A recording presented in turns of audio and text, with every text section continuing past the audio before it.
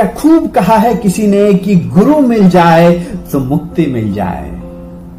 नमस्ते, this is शक्ति Sawant, I am an entrepreneur and a teacher. एक छोटी सी कहानी, ये कहानी है एक बहुत ही बड़े सिद्ध पुरुष की, जिन्हें सभी लोग बहुत ही बुद्धिमान समझते थे। उनकी ख्याति जो थी पूरे विश्व में फैली हुई थी। तो एक बार वो महान व्यक्ति, महान गुरु जी एक गांव से होकर गुजर रहे थे। उन्हें वहां का वातावरण बहुत ही अच्छा लगा। वो सोचते हैं कि यहीं पास के ही जंगल में कुछ दिन विश्राम कर लेते हैं, कुछ दिन रहते हैं, कुछ दिन साधना करते हैं, उसके बाद आगे बढ़ेंगे। जब उस गांव के लोगों को पता चलता है कि इतने महान व्यक्ति उनके गांव के पास रहने आए हैं, सभी उल्लासित हो जाते हैं। सभी एक साथ बैठते हैं और सोचते हैं क्यों ना इस अवसर का लाभ उठाया जाए, क्यों ना गुरु जी से जिंदगी के बारे में कुछ महत्वपूर्ण चीजें सीख ली जाए।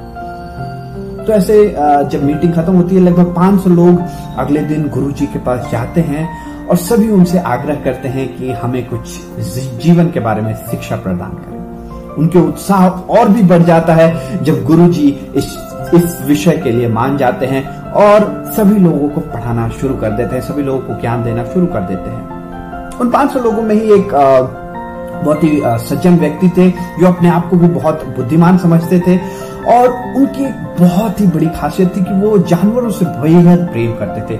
इस हद तक प्रेम करते थे कि वो चाहते थे कि वो इस दुनिया में जितने जानवर हैं उन सब का पालन पोषण कर पाए।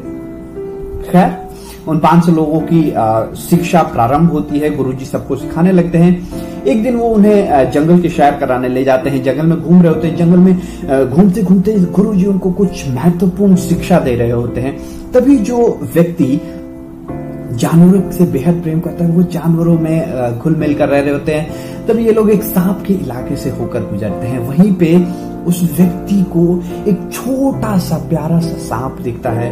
भले ही वो विषैला था, लेकिन वो व्यक्ति जानवर से बेहद प्रेम करते थे। वो उस छोटे से सांप से प्रेम करते हैं और उसको एक छोटे से बांस का पिंजरा बनाकर उसमें कैद करके ले आते हैं और उसकी देखभाल अपने बेटे की तरह करने लगते हैं। उस सांप से उस व्यक्ति के लगाव को देखकर सभी आश्रम के जो बाकी लोग थे वो उनका नामकरण कर देते हैं बम्बूज फादर।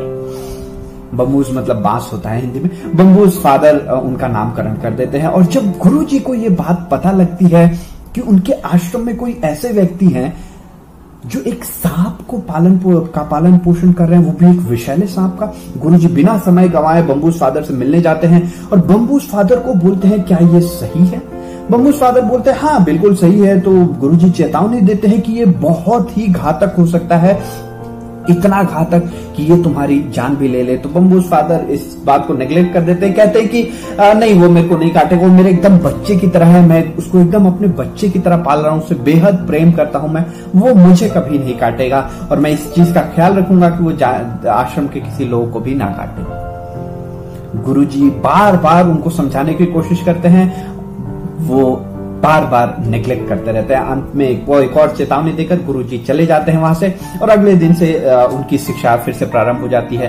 तभी अचानक से गुरुजी एक दिन कहते हैं कि चलिए जंगल में सैर करके आते, कुछ फल फ्रूट भी ले आएंगे और कुछ महत्वपूर्ण बातें भी मैं आपको सिखा दूंगा।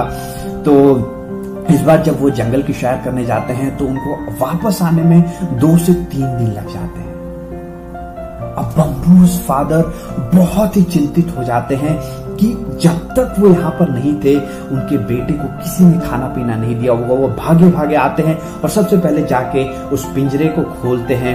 भूख और गुस्से से बेहाल सांप सबसे पहले बम्बूज फादर को काटता है और उसी समय उनकी मृत्यु हो जाती है। एक छोटा सा सांप का बच्चा, उसको अपने विष और उसके विष के प्रभाव के बारे में कुछ पता नहीं था। वो गुस्से में था, स्वाभाविक सी बात थी, भूखा था और गुस्से में आकर काट लिया और उनको अपनी जीवन से हाथ धोना पड़ा।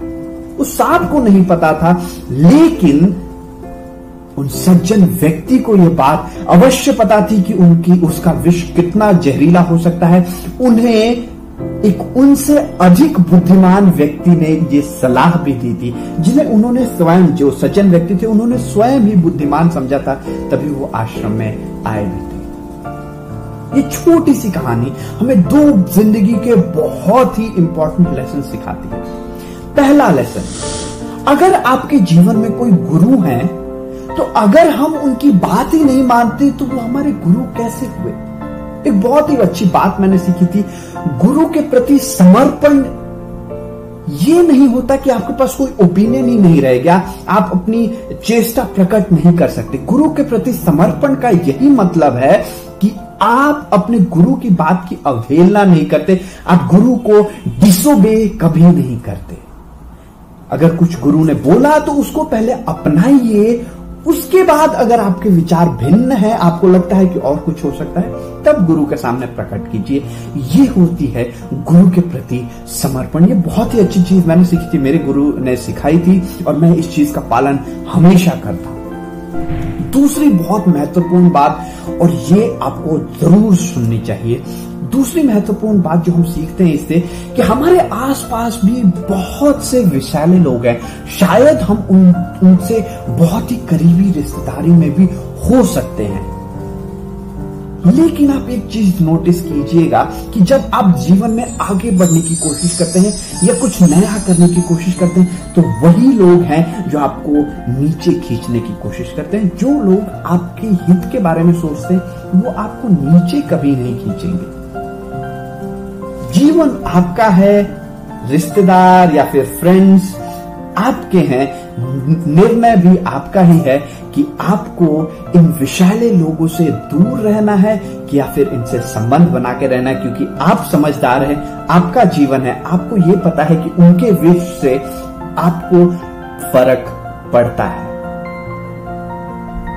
आई होप आपको ये कहानी बहुत ही पसंद आई होगी। आपके जीवन में कभी भी विषैले लोग आए, इस कहानी को जरूर याद कीजिएगा। Let's inspire lives my friends. This is inspired जीवन स्टोरीज। नमस्ते, शब्बा खैर।